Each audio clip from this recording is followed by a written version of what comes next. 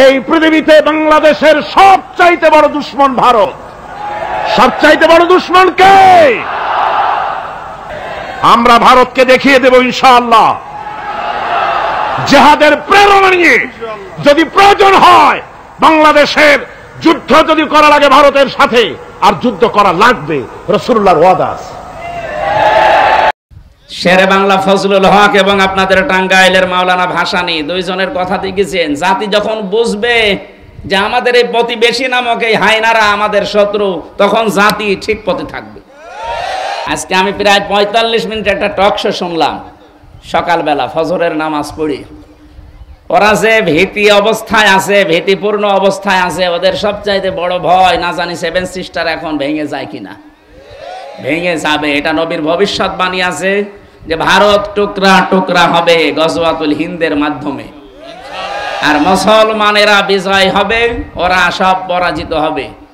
যারা মারা যাবে ওরা বদরের ময়দানের মতো সম্মান মর্যাদা পাবে, যারা জীবিত থাকবে ওরা ঈমান নিয়ে মরবে। সুবহানাল্লাহ বলতে পারেন না?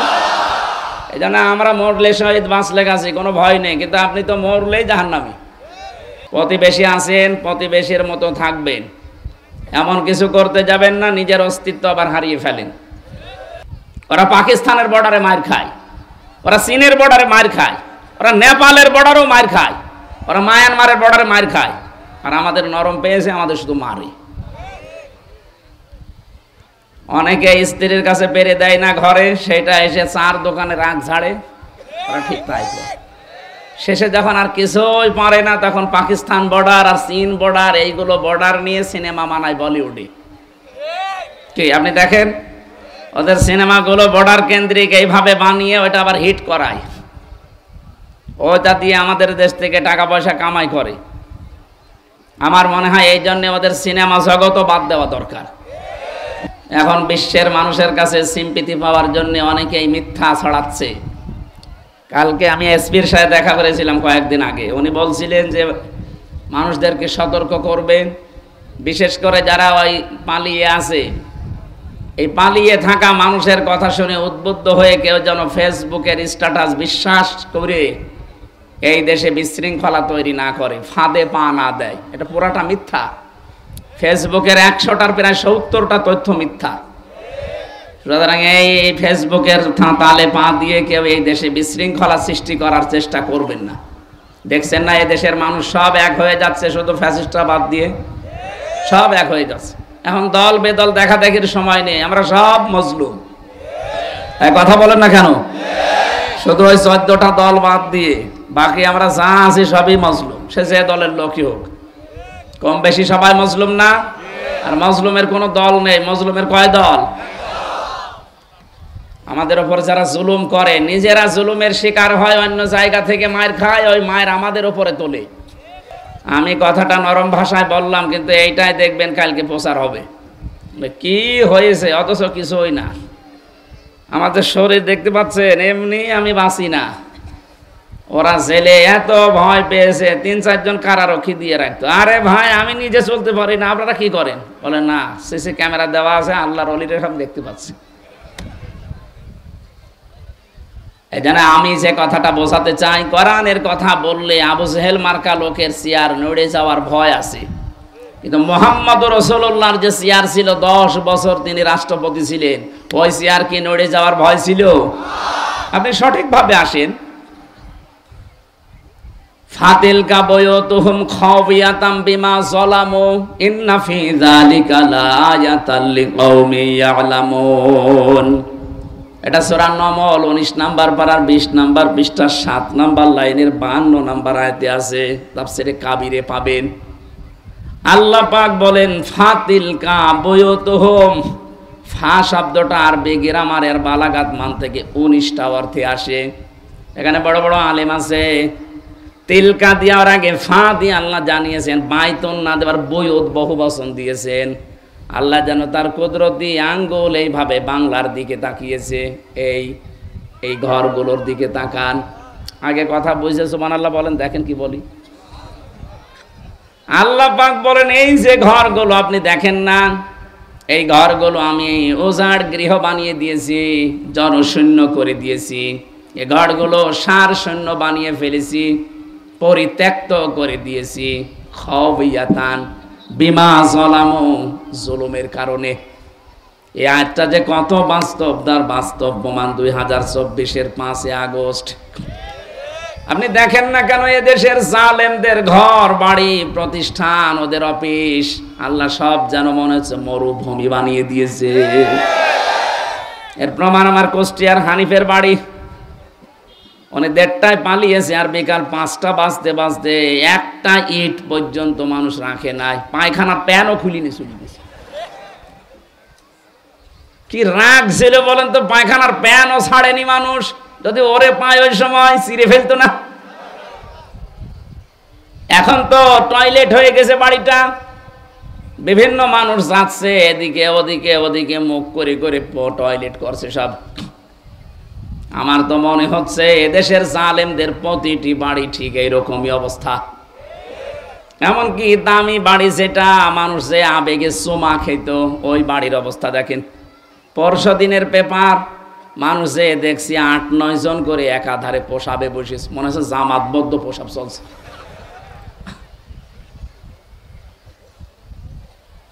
ষোলো সালে একবার হজে গিয়েছিলাম, কাবা শরীফ তাওয়াফ করার পরে উপরে গেলাম, হঠাৎ দেখি আমার পেটে যন্ত্রণা, ব্যথা।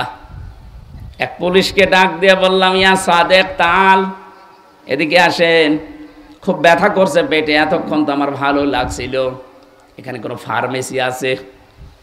পুলিশ আমারে বলছে, ইয়া হাজি হলো হজ্জা তাই না বিলা দোকা। ও হাজি, দেশ কোথায়? যে তুমি বাংলাদেশ। বাংলাদেশ থেকে এসেছি। পুলিশ ওনার ভাষা দিয়ে আমার জানাতে চাচ্ছে, হাজি আপনি কি জানেন না এটা কোন জায়গা? না তো। আবু জহেলের বাড়ি।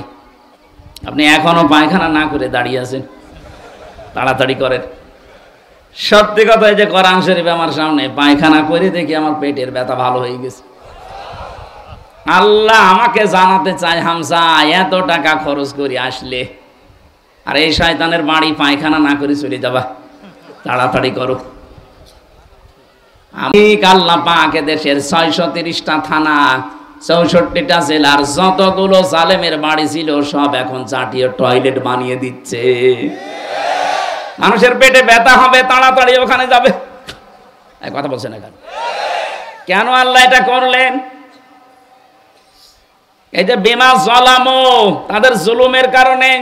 কি জুলুম আপনি করেছিলেন 15.5 বছরে, আমি তো নিজে একটা সাক্ষী। আমারও আয়না ঘরে নিয়ে গিয়েছিলেন 10 দিন, কি অবস্থায় রেখেছিলেন মানুষকে, এখনো পর্যন্ত আর নেই, সব বেরিয়ে গেছে। ওই সময় আমার মনে মনে হচ্ছিল, মনে হয় ইলিয়াস আলী বেঁচে আছে, তো না, পরে ওরে মেরে ফেলিস। এত বড় বড় নখ হয়ে গেছে এক একজনের, 8 বছর 10 বছর 14 বছরও আছে মানুষ ওখানে।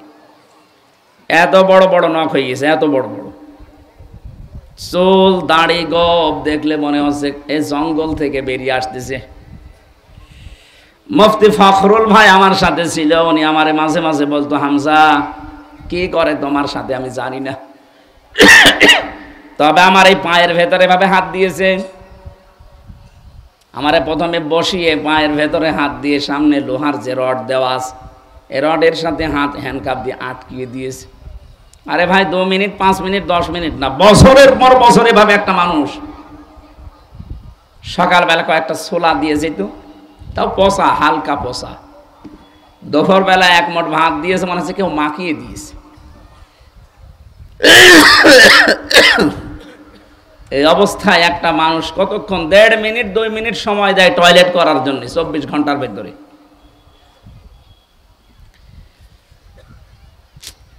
এই বড় বড় নখ দিয়ে কেউ কেউ দেওয়ালের সাথে খুশিয়ে খুশিয়ে লিখেছে ভাঙা ভাঙা অক্ষরে, যে ভাই যদি কেউ বাইরে যেতে পারে এই নাম্বারটাই অন্তত জানাবেন যে এই নাম্বারের লোকটা দুনিয়া এখনো বেশি আছে।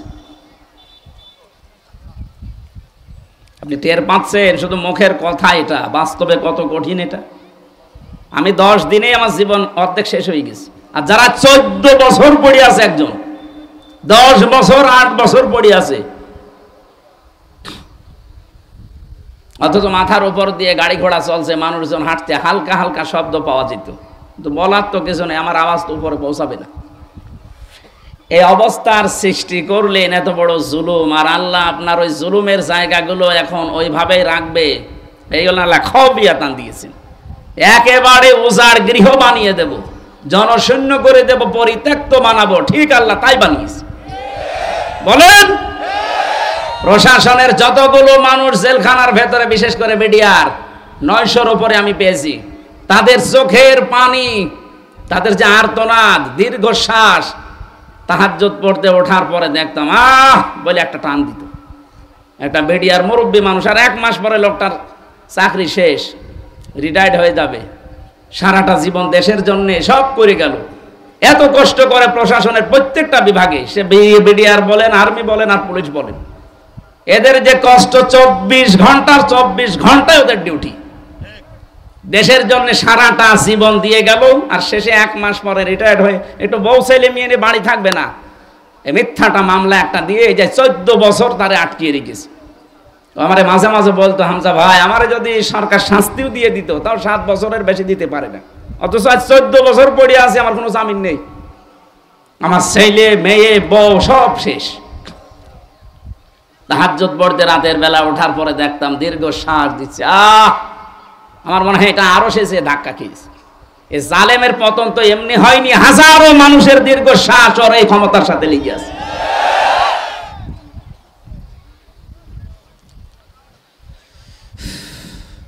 আর বলে এখন যে আমি কি করেছি যে আমার দেশ থেকে পালিয়ে যাওয়া লাগলো। কি করেছেন মানে?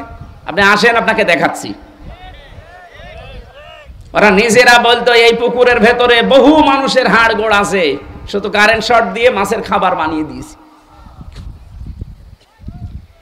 এই খুন গুম, মিথ্যা মামলা দিয়ে, মিথ্যা সাক্ষী দিয়ে, মানুষের ব্যবসা বাণিজ্য বন্ধ করে দিয়ে, মানুষকে চাকরিতে উপরে উঠতে না দিয়ে, প্রমোশন বন্ধ করে দিয়ে কত রকমের জুলুম করেছেন, কয়টা বলা যায়? আর এখনো পর্যন্ত অনেকে জালেমের পক্ষে সাফাই গায় যে কি হয়েছে, এত কি হয়েছে। আপনার তো হয়নি, আপনার বাবা যদি এরকম 14 বছর জেলে থাকতো তখন টের পাইতেন। আমার মেয়েটা এখনো পর্যন্ত স্বাভাবিক না, আমার চেনেও না, কারণ তারা 7 মাস রেখে এসেছিলাম, এখন তো 4 বছর বয়স, এখন আমার কাছে পর্যন্ত আসতে চাই না। কি করেছেন মানে আপনি? 3টা বছর যোগাযোগ বিচ্ছিন্ন রেখে ফাঁসির কন্ডেম সেলের ভেতরে আমার এগিয়ে দিয়েছিলেন। কি করেছিলাম আমি? কোরআনের সঠিক কথা যেই ফোর্সে বলা দরকার ওই ফোর্সে বলতাম, আমি তার গোপন করতে পারি না। কথা বলেন না কেন? সেদিন গোয়েন্দা বিভাগের সর্বোচ্চ দায়িত্বে যিনি আছে আমার হোয়াটসঅ্যাপে কল দিয়ে বলছে, হুজুর যেইভাবে কথা বলা দরকার কোরআনের কথা ওই ফোর্সে বলবেন, কোনো সমস্যা নেই, কোনো অনুমতি সারা বাংলাদেশের 64 জেলায় লাগবে না। যদি কেউ কিছু বলে শুধু আমার কাছে তার ঠিকানাটা দেবেন, ও ঠ্যাং ভেঙে ফেলবেন। বললাম, স্যার আপনি এতদিন ছিলেন কোথায়? বলছেন আমি নতুন দায়িত্ব পেয়েছি, আমি মুসলমানের যে কাজ করা দরকার ওইটা করবো। হ্যাঁ, মাহফিলে রাতের বেলা হয়তো বলবেন যে মেয়েদের জন্য একটু আলাদা জায়গা, ওদের প্রসাব পায়খানা নামাজের ব্যবস্থা আলাদা করতে, ছেলেদের জন্য আলাদা, আর পর্যাপ্ত আলোর ব্যবস্থা রাখতে, যেন কেউ বিশৃঙ্খলা তৈরি করে। অনেকে কিন্তু এখনো চিন্তায় আছে, পুলিশ এমনি এসেছে, এই সমস্ত চিন্তা ভাবনা হয়, এই জন্য ওনারা জানে গোয়েন্দা থেকে।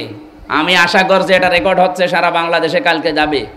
আমার মাহফিল হোক আর আলেমদের যেখানে অনুষ্ঠান হোক, পর্যাপ্ত আলোর ব্যবস্থা রাখবেন রাতের বেলা, আর মেয়েদের জন্য আলাদা সিফারেট এমন ব্যবস্থা করবেন যেন নিরাপত্তা থাকে। দরকার হয় প্রশাসন ডাক দিয়ে নিয়ে আসবেন। এই কথা বুঝতেছেন? ষড়যন্ত্র যেহেতু থেমে নেই, এখনো পর্যন্ত চলছে, ওনাদের তার কাজ কাম নেই। আমরা বাংলাদেশ থেকে বাইরে মানুষ পাঠাই, তারা রেমিটেন্স যোদ্ধা টাকা পাঠায় বাইরের দেশ থেকে আমাদের দেশকে উন্নত করার জন্য।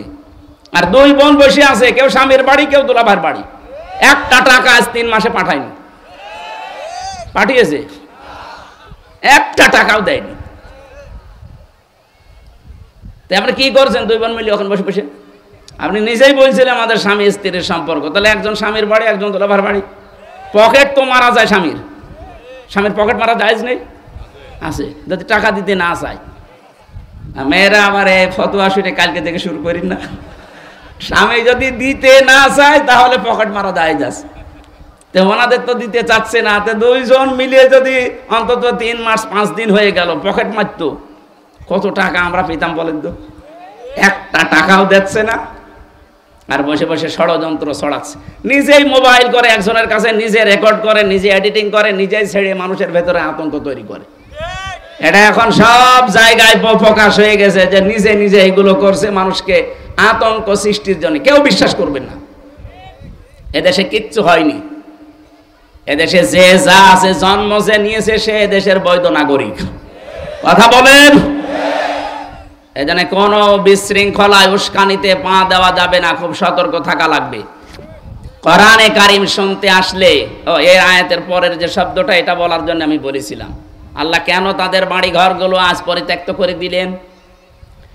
ইন্না ফি যালিকা লাআয়াতাল লিকাউমিন ইয়ালামুন। এখানে লামে তাকিদ আছে, যারা আরবি গ্রামার জানে, এখানে লামে তাকিদ দিয়ে আল্লাহ জানিয়েছেন অবশ্যই এর ভেতরে শিক্ষা আছে জ্ঞানী সম্প্রদায়ের জন্য।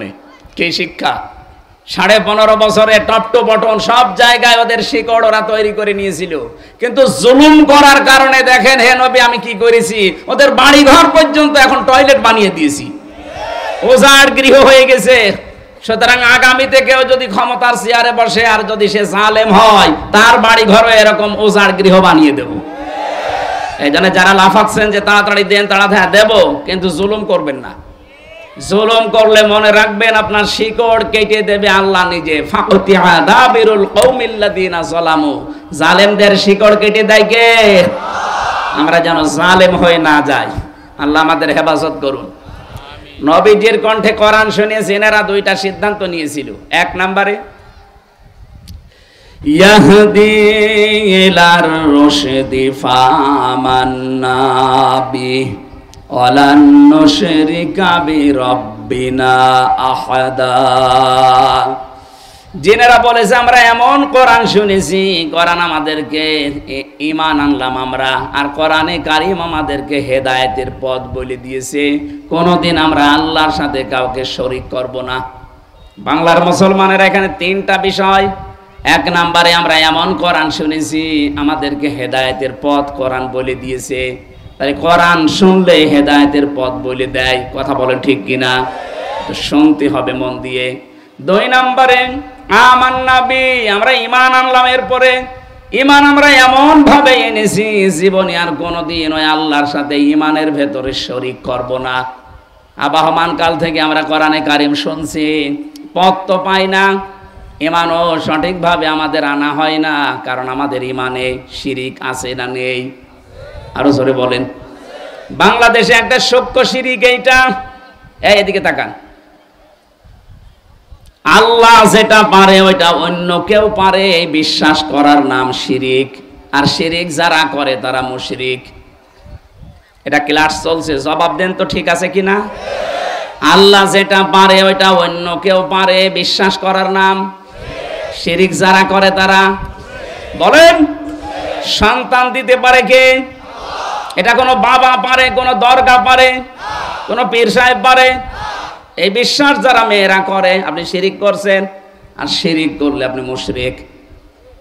আলা লাহুল খালকু ওয়াল আমর। আল্লাহ পাক বলেন বানিয়েছি আমি, আইন চলবে আমার। কি? সুতরাং আল্লাহর আইন বাদ দিয়ে যারা মানুষের তৈরি করা আইনে দেশে কায়েম করতে চান, তারা শিরিক করছেন। শিরিক করলে আপনি আরো জোরে। আন্নাল কুওয়াতা লিল্লাহি জামিয়া, ক্ষমতার উৎসকে। যাদের ভেতরে এই বিশ্বাসটা এখনো জন্মায়নি যে ক্ষমতার উৎস আল্লাহ, যারা বলে ক্ষমতার উৎস জনগণ, তারা শিরিক করছে। শিরিক করলে তারা আর কয়টা বলবো? জিনেরা কয়েক মিনিট কোরআন শুনে যদি এত বড় বড় সিদ্ধান্ত নিতে পারে, কি হয়েছে আপনাদের? সে জন্মের পর থেকে কোরআন শুনছেন, কোনো পরিবর্তন নেই, পরিবর্ধন নেই। যে শিরিক ছিল সেইটাই আছে। আজকে জীবনে পাল্টিয়ে ফেলা যায় না কি? যে জীবন থাক আর যাক, আমি শিরিক করব না। শিরিকে যারা আছে ওখান থেকে আমি মুখ ফিরিয়ে নিলাম। আমাদের জাতির পিতা ইব্রাহিম আলাইহিস সালাম তিনি মুখ ফিরিয়ে নিয়েছিলেন শিরিক থেকে। ইন্নী ওয়াজ্জাহাতু ওয়াজহিয়া লিল্লাযী ফাতারাস সামাওয়াতি ওয়াল আরদা হানিফা ওয়া মা আনা মিনাল মুশরিকিন। আমরা অনেকে জায়নামাজের দোয়া বলে এটা চালিয়ে দেই, অথচ এর ভেতরে সব আল্লাহ পাক ইব্রাহিমের মাধ্যমে বলিয়ে দিয়েছেন। তিনি বলেছিলেন, অবশ্যই আমার এই চেহারা আমি ঘুরিয়ে দিলাম আসমান আর জমিনের যিনি উদ্ভাবক, আমি একনিষ্ঠভাবে ঘুরিয়ে এসেছি, আমি মুশরিক না। জাতিকে আমরা শিরিক থেকে বাঁচাতে চাই, কারণ বাংলাদেশ যদি শিরিক মুক্ত হয় তাহলে এই ৫৬,০০০ বর্গ মাইল নিরাপত্তা দিয়ে ঢেকে দেবেন আমার আল্লাহ।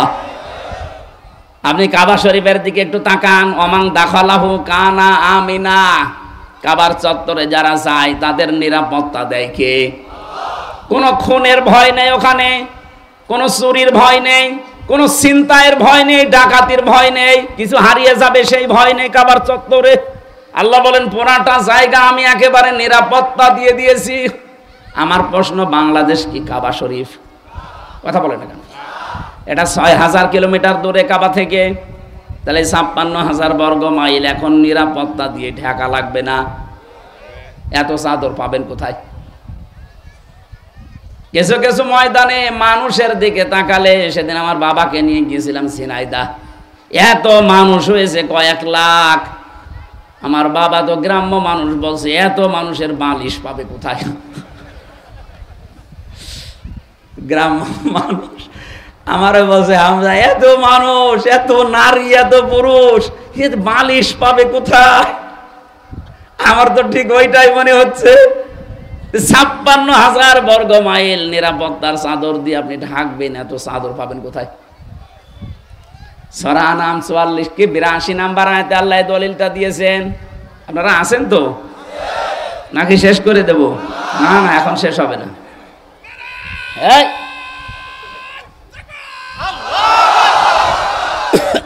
ঠিক আছে,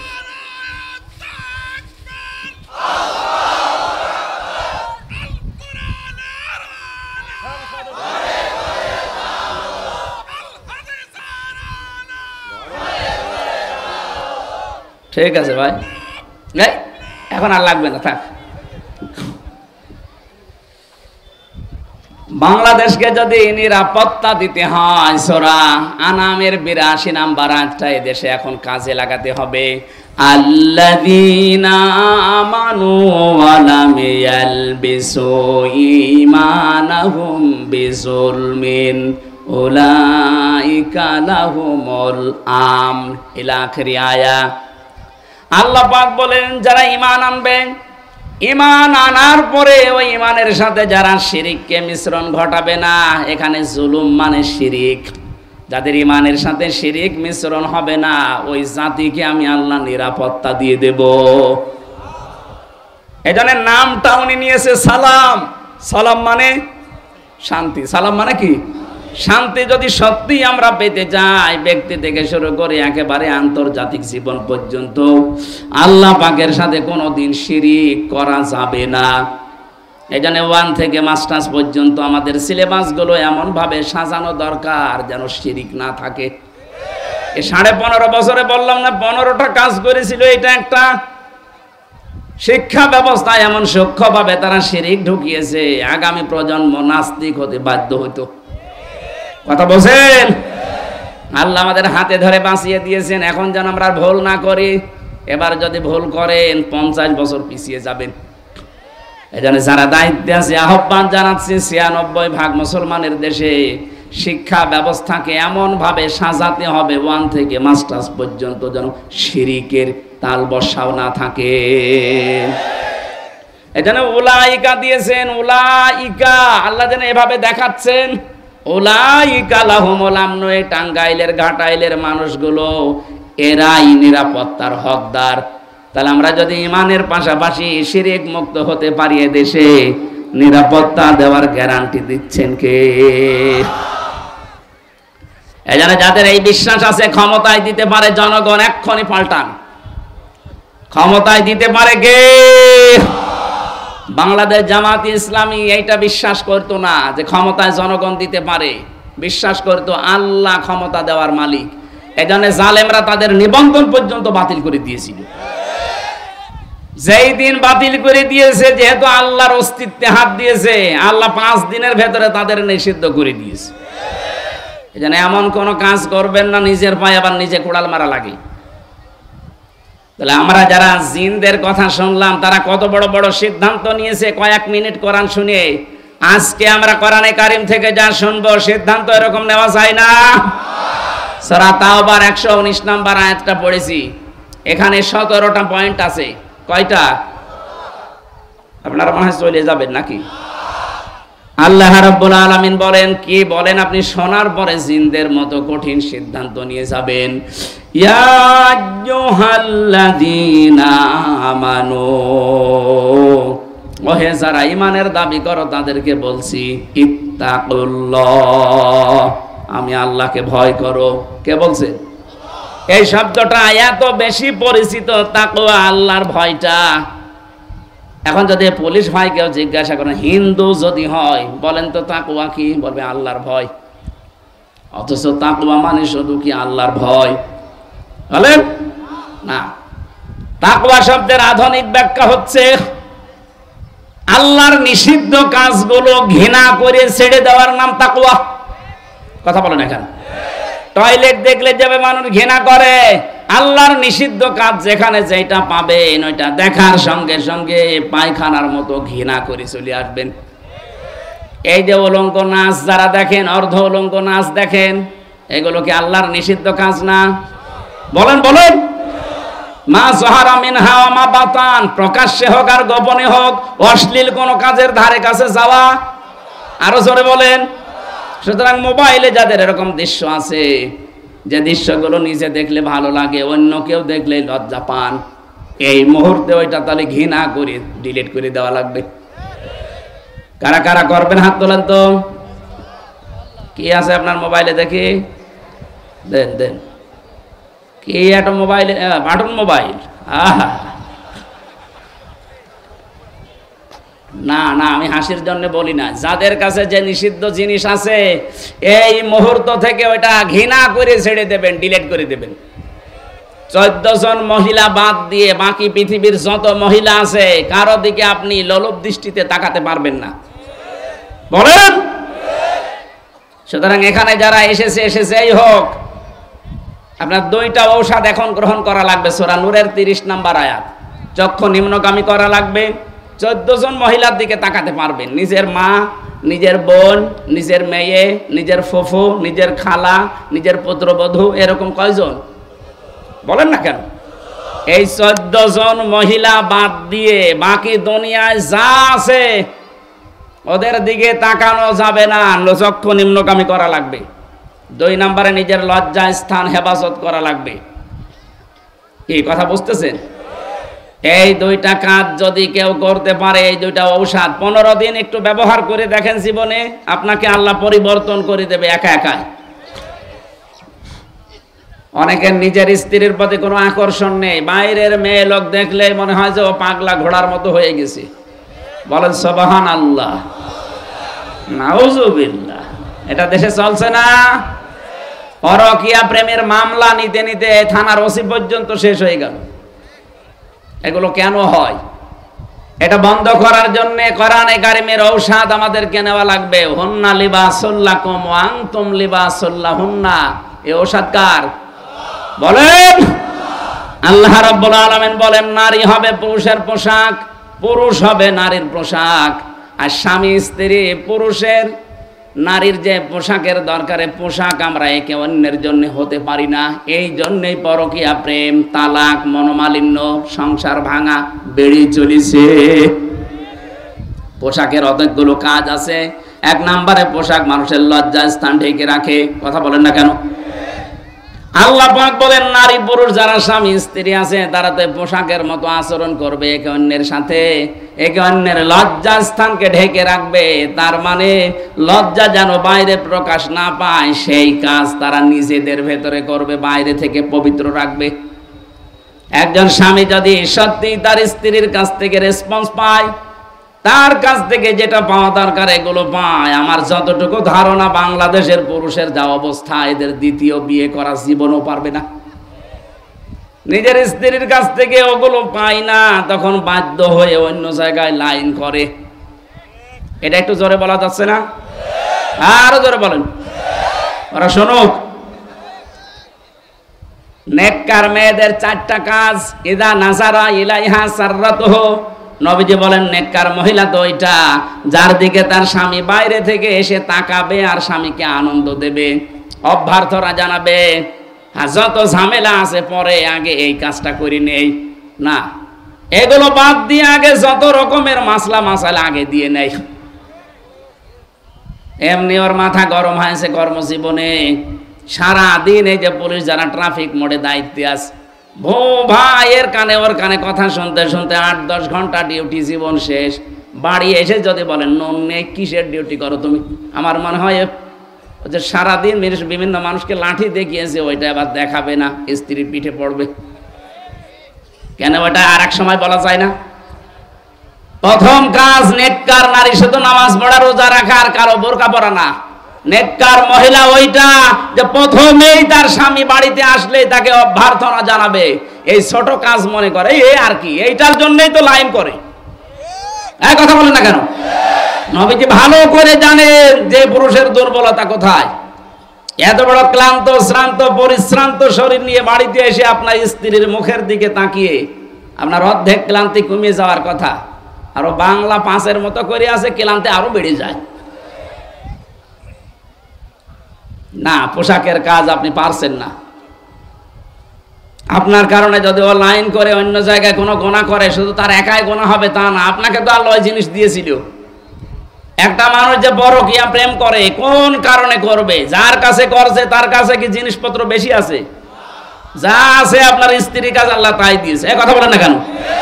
এরপরও লোকটাকে আপনি কন্ট্রোল করতে পারলেন না, একটা স্বামীর মন জোগাতে পারেন না, আল্লাহর মন জোগাবেন কি করে? আমার মনে হয় মেয়েরা এখন বলছে হুজুর মরুক, এ হুজুর বেঁচে থাকা দরকার নেই, মরে যাক না। আমি আপনাদের ভালোবাসি, আপনাদের বাঁচাতে চাই। আমি দেখতে পাচ্ছি কোরআন হাদিসের চোখ লাগিয়ে আপনারা এই ছোটখাটো কারণে আজ পরিবারটা জাহান্নাম বানিয়ে রেখেছেন। কথা বলেন না কেন? 2 নম্বরে ওয়াইদা গাবা আনহা হাফিজাতুহু, স্বামী যখন বাইরে যাবে নিজেকে হেফাজত করে রাখবেন। কত পরিবারে আজ দেখি স্বামী বাইরে গেলে স্ত্রী মনে হয় দিন পায়, ওইদিকে মোবাইলে গল্প লাগিয়েছে, এমন এমন গল্প লাগাচ্ছে যেটা স্বামী ছাড়া অন্য কারোর সাথে বলা। এরকম মহিলা দেশে নেই?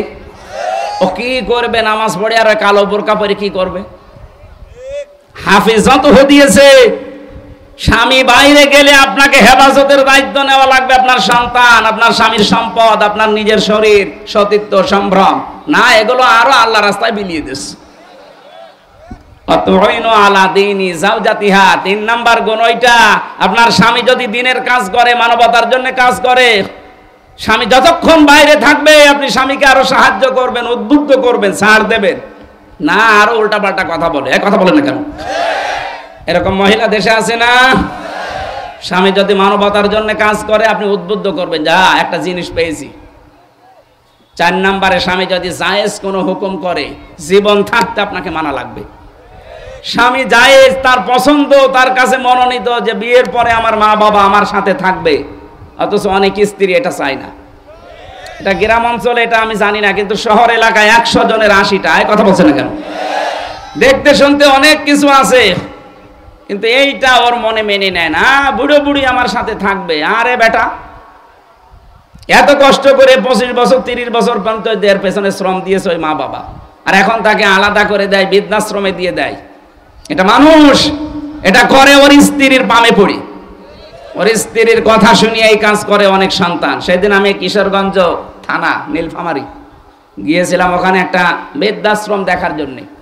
দেখে এই কোলে 20 জন, এই কোলে 20 জন মা আর বাবা বসে আছে। ওদের চোখের দিকে তাকিয়ে দেখা যাচ্ছে প্রতিটি মা বাবা তার সন্তানের জন্য বদদুয়া করছে।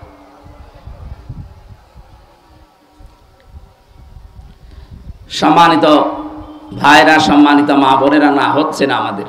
পোশাকের কাজ আপনি পালন করতে পারেননি। পোশাকের কাজ স্বামীর সম্মান মর্যাদা বাড়ানো, পোশাকের কাজ তার স্ট্যাটাস উপরে তুলে দেওয়া, আর আপনি এমন ভাবে নামিয়ে দিয়েছেন এই স্বামীর যদি বাইরে কোনো জায়গায় পরিচয় দিতে হয় যে মা বাবা কোথায়, যদি বলে যে বৃদ্ধাশ্রমে, ওর দাম থাকবে। আর আপনি কি করলেন পোশাক হয়ে? আপনার কাজ আপনি পালন করেননি। তাকওয়ার ব্যাখ্যা শুধুমাত্র আল্লাহর ভয় না, তাকওয়া মানে আল্লাহর নিষিদ্ধ কাজগুলো আজকে থেকে ঘৃণা করে ছেড়ে দেবেন। 2 নম্বরে তাকওয়া মানে যোগ্যতা অর্জন করা। তাকওয়া মানে কি? যে যেখানে যাওয়া দরকার ওই জায়গায় যাওয়ার আগে শিক্ষা এবং প্রশিক্ষণ লাগবে। এটা বাংলাদেশে আজ আমাদের অনেকের ভেতরে নেই।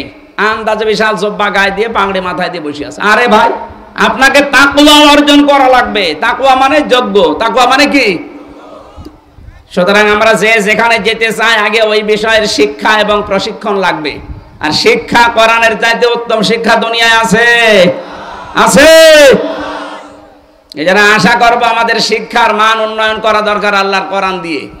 2 নম্বরে প্রশিক্ষণ নেওয়া লাগবে। এই প্রশিক্ষণের সিস্টেমগুলো নেই বাংলাদেশে। বিভিন্ন বাজেট হয়, বিভিন্ন জায়গায় টাকা খরচ হয়, জাতিকে সংশোধনের জন্য কোনো প্রতিষ্ঠান এদেশে খোলা নেই। একটা ইনস্টিটিউট দেখান, একটা ফাউন্ডেশন দেখান, লালনের জীবনী নিয়ে গবেষণা হয়, অথচ কোরআনের একটা শব্দ গবেষণা করার কোনো ইনস্টিটিউট এই বাংলাদেশে নেই। এক কথা বলেন না কেন? এগুলোর জন্য, জাতিকে সংশোধনের জন্য এখানে বাজেট দিতে পারেন না। আমরা আশা করব এই দেশে কয়েকটা দল কাজ করে যাচ্ছে যোগ্যতা সম্পন্ন মানুষ তৈরি করার জন্য শিক্ষা এবং প্রশিক্ষণের মাধ্যমে। আপনি খুঁজে নেবেন সেটা। কোনো মাসাদিকিন, আল্লাহ তাআলা বলেন শুধু আমাকে ভয় করলে হবে না, সত্যবাদী যারা আছে তাদের সাথে থাকা লাগবে। সত্যবাদী কারা? যারা কোনো কথা বলে না, নাকি না, সত্যকে সত্য জানার পরে যারা আঁকড়িয়ে ধরে, মিথ্যাকে মিথ্যা জানার পরে যারা ছেড়ে দিতে পারে, এরাই সত্যবাদী। সত্যবাদী হওয়ার জন্য কোরআনে কারিমে আল্লাহ 10টা গুণ দিয়েছেন। সূরা বাকারা 177 নম্বর আয়াতের ব্যাখ্যা আছে। রব্বুল আলামিন বলেন লাইসাল বিররান তুওয়াল্লু বুজুহাকুম ইলা আখিরি আয়া। এই আয়াতটা আমি এখন ব্যাখ্যা করতে গেলে সময় আর হবে না। আপনারা সূরা বাকারা 177 নম্বর আয়াত পুরাটা পড়বেন বাংলায় ব্যাখ্যা সহ। ইবনে কাসির আছে, ফি জিলালিল কোরআন আছে, তাবারি আছে, যে কোনো তাফসীর বাংলায় দেখে দেখবেন যে আপনি আসলেই সত্যবাদী হয়েছেন কিনা। যদি হয়ে থাকেন তাহলে আপনার সাথে থাকার জন্য আল্লাহ নির্দেশ দিচ্ছে, যারা এগুলো অর্জন করছে তাদের সাথে থাকবে। এই আয়াতে 2টাই ফরজ, তাকওয়া অর্জন করাও ফরজ, সত্যবাদীদের সাথে থাকাও ফরজ। খোঁজ করে নেবেন। আজকের মতো আমরা শেষ করছি। আমিন, আল্লাহুম্মা আমিন।